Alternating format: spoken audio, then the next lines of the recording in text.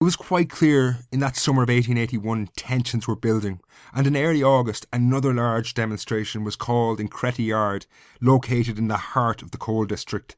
The intention here was to protest against a man refusing to boycott a land grabber. This was someone who had taken the land of an evicted tenant.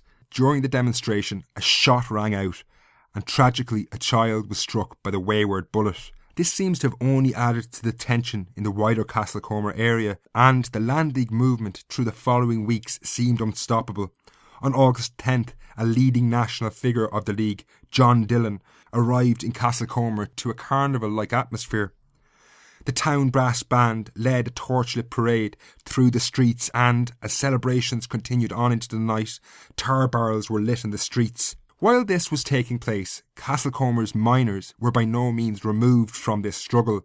They themselves were all tenants living in these communities, and no doubt took part in these demonstrations and were affected by them. As the Land League was demanding better conditions for tenants, the miners did not want to be left behind. Inspired by events elsewhere, and in an age of rising expectations, the miners in Castlecomer finally went on strike on August the 1st, 1881, demanding higher wages.